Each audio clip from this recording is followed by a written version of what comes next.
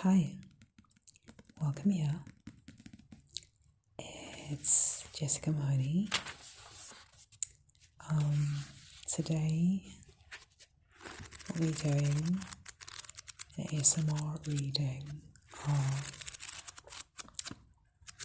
The Fellowship of the Lord of the Ring, The Fellowship of the Ring by J.R.R. Tolkien. The Lord of the Rings, Part 1. As you can see, I am literally skipping right through the prologue because I'm just a bit too lazy to read all of that. But I will eventually get to it. Hello, you guys. Yeah, so we're just gonna Welcome get going. Going to be I'm really reading excited. I hope you are Fellowship too. of the Ring. I Lord hope of the Rings. this helps you relax, fall asleep, and just, go about Book 1. the napping Unexpected business. Party. Chapter 1. Alright then. When Mr. Bilbo Baggins of Bag End announced that he would be... Let's do that again, sorry. That's better.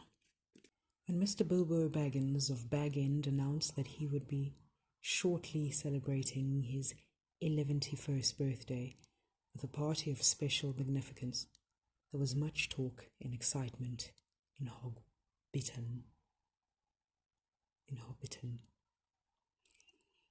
Bilbo was very rich and very peculiar, and had been the wonder of Shire for 60 years, ever since his remarkable disappearance and unexpected return. The riches he had brought back from his travels had now become a local legend, and it was popularly believed, whatever the odd folk might say, that the word at Bag End was full of tunnels stuffed with treasure. And if that was not enough for fame, there was also his prolonged vigour to marvel at. Time wore on, but it seemed to have little effect on Mr. Baggins. At 90, he was much the same as at 50. And if that was not enough for fame, there was also his prolonged vigour to marvel at. The time wore on, but seemed to have little effect on Mr. Baggins. At 90, he was much the same as at 50. At 99, he began to call him well preserved, but unchanged would have been nearer the mark. There were some that shook their heads and thought this was too much of a good thing. It seemed unfair that anyone should possess apparently perpetual youth, as well as reputedly inexhaustible wealth. It will have to be paid for, they said. It isn't natural, and trouble will come of it. But so far trouble had not come, and Mr. Baggins was generous with his money. Most people were willing to forgive him his oddities and his good fortune. He remained on visiting terms with his relatives, except, of course, the Sackville Bagginses, and he had many devoted admirers among the hobbits of poor and unimportant families, but he had no close friends until some of his younger cousins began to grow up.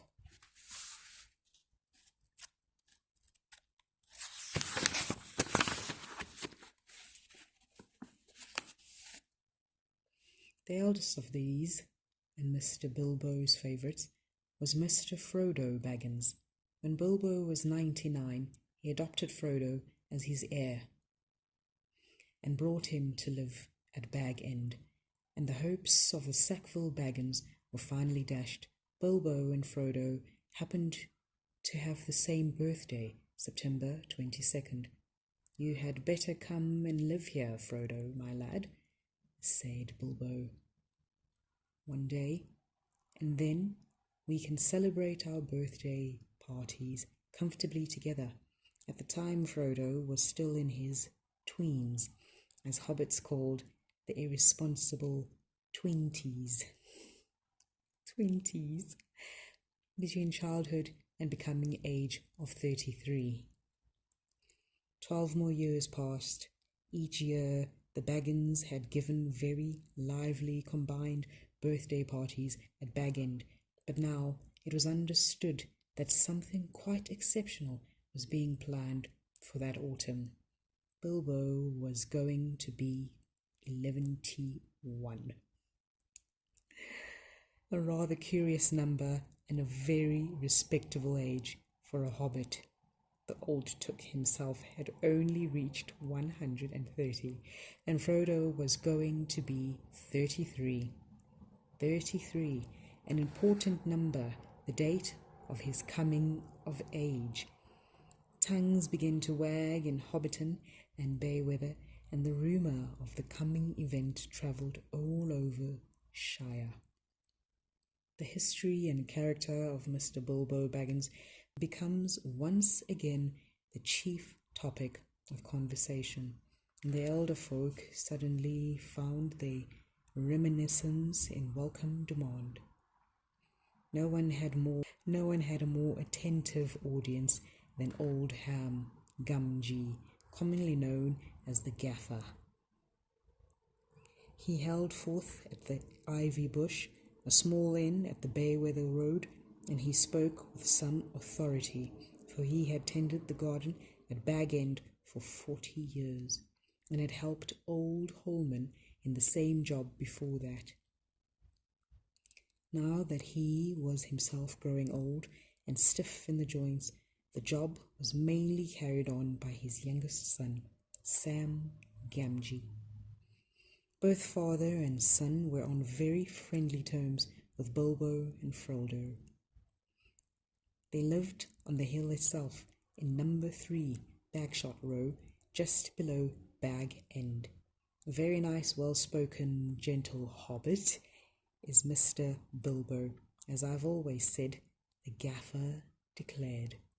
With perfect truth, for Bilbo was very polite to him, calling him Master Hamfist, and consulting him constantly upon the growing of vegetables and the matter of roots, especially potatoes. The Gaffer was recognized as the leading authority by all in the neighborhood, including himself.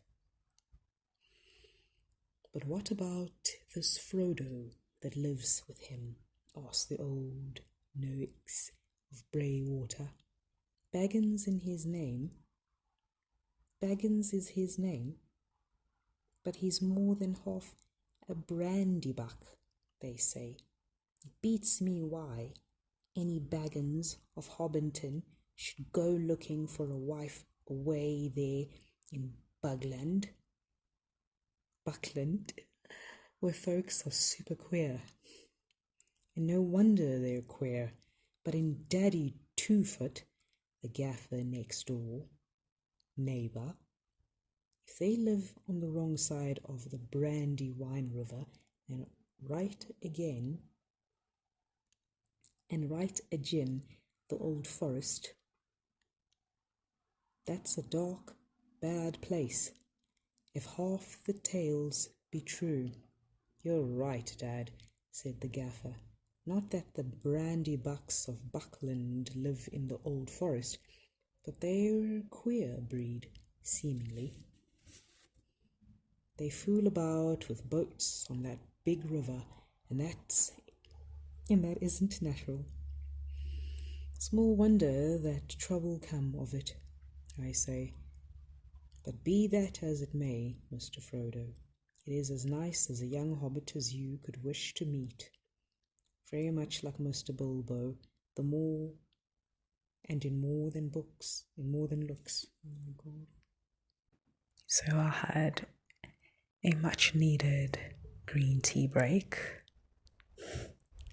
After all this, father was a Baggins, a decent, respectable hobbit, was Mr. Drogo Baggins.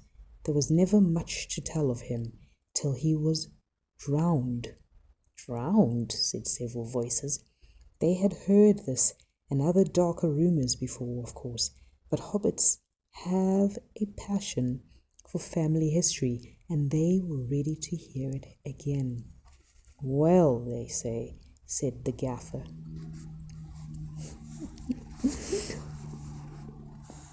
You see, Mr. Drogo, he married poor Miss Primula Brandybuck. She was our Mr. Bilbo's first cousin on the mother's side, her mother being the youngest of the old Took's daughter. And Mr. Drogo was his second cousin, so Mr. Frodo is his first and second cousin, once removed either way, as the saying is, if you follow me. And Mr. Drogo was staying at Brandy Hall with his father-in-law, old Master Gordbackdock, as they often did after his marriage, him being partial to his victuals, and old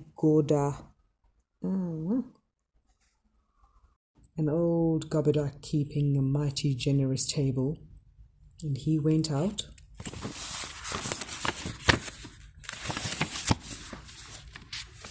eating on brandy, and he and his wife were drowned, and poor Mr. Frodo, only a child and all. I've heard they went on the water after dinner, in the moonlight, said old Nooks, and it was Drogo's height as sunk the boat. It was Drogo's height. Oh, it was Drogo's weight as sunk the boat. And I heard she pushed him in, and he pulled her in after him, said Sandyman, the Hobbiton Miller. You shouldn't listen to all you hear, Sandyman, said the gaffer. Who did not match like the miller? There isn't no call to taking of pushing and pulling. Boats are quite tricky enough for those that sit without looking further for the cause of trouble. Anyway, there was this Mr. Frodo, left as an orphan and stranded, as you might say, among these queer baglanders, being brought up anyhow in Brandy Hall, a regular warren, by all accounts. Old Master Gorbadoc never had fewer than a couple of 100 relations in the place. Mr. Bilbo never did a kinder deed than when he brought the Mr. Bilbo never did a kinder deed than when he brought the lad back to live among decent folk. But I reckon it was a nasty knock for those sackful baggins.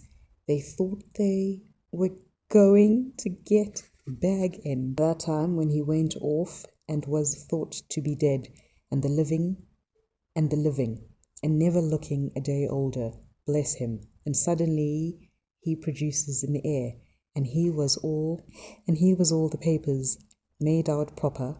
The Sackville baggins won't never see the inside bag end now, or is it to be hopped not? There's a tidy bit of money tucked away up there, I hear tell, said a stranger, a visitor on business from Michael Delving in the West farting. All the top of your hill is full of tunnels, bagged with chests of gold and silver and jewels, what I have heard. Then you've heard more than I can speak to, answered the gaffer. I know nothing about jewels. Mr. Bilbo is free with his money, and there seems no lack of it, but I know of no tunnel making. I saw Mr. Bilbo when he came back, a matter of 60 years ago, when I was a lad, and not long came pretense to old Holman, him being my dad's cousin, but he had me hung up, making up things. He had me up at Bag End helping him to keep folks from trampling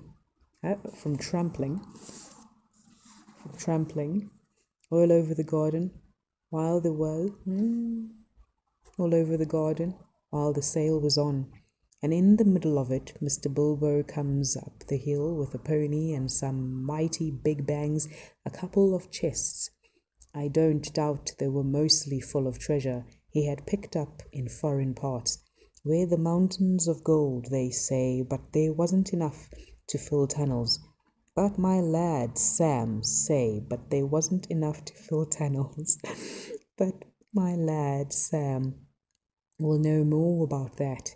He is in and out of Bagland, crazy about stories of the old days. He is, and he listens to all Mr. Bilbo's tales, and Mr. Bilbo has learned him his letters, meaning no harm. Mark you, and I hope no harm will come of it. And dragons, I says to him, cabbages and potatoes are better for me and you. Don't go getting mixed up in the business of your betters, or you'll land in trouble too big for you, I says to him. And I might say it to others, he added with a look at the stranger and the miller. But the gaffer did not convince his audience. The legend of Bilbo's wealth was now too firmly fixed in the minds of the younger generation of hobbits.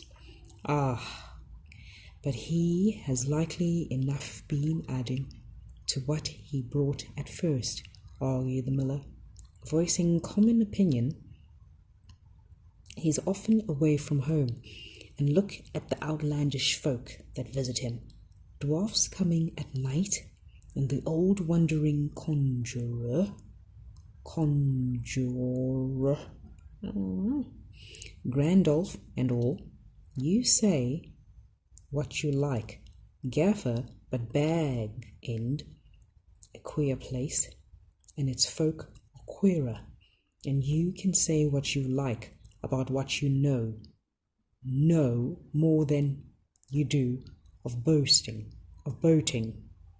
Mr. Sandyman, retorted the gaffer, disliking the miller, and even more than usual. If that's being queer, then we could do with a bit more queerness in these parts. There's some not far away that wouldn't offer a pint of beer to a friend if they lived in a hole with golden walks, but they do things proper at Bag End. Our Sam says that everyone's going to be invited to the party, and there's going to be presents. Mark you, presents for all, this very month as is. That very month was September, and as fine as you could ask. A day or two later, a rumour, probably started by the knowledgeable Sam, was spread about that there were going to be fireworks. Fireworks, what is more, such as had not been seen in the Shire for nigh on 3. Intent to die. Days passed, and the day grew near. The odd-looking wagon, laden with odd-looking packages, rolled into Hobbiton one evening and toiled up the hill to Bag End. The startled hobbits peered out of lambered doors, the gape at it, as driven by outlandish folk singing strange songs, dwarfs with the long beard and deep hoods. A few of them remained at Bag End. At the end of second week in September, a cart came in through Baywater from the direction of Brandywine. Bridge in broad daylight. An old man was driving it all alone. He wore a tall pointed blue hat, a long grey cloak, and a silver scarf. He had a long white beard and bushy eyebrows that stuck out beyond the brim of his hat. Small hobbit children ran after the cart all through Hobbiton, and right up the hill it had a cargo of fireworks. As they rightly guessed, at Bilbo's front door the old man began to unload. They were great bundles of fireworks of all sorts and shapes, each labelled with a large red G and the elf run. That was Gandalf's mark, of course, and the old man was Gandalf the wizard, whose fame in the Shire was due mainly to his skill with fires.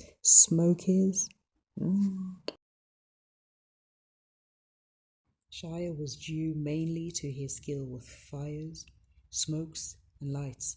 His real business was far more difficult and dangerous, but the Shire folk knew nothing about it.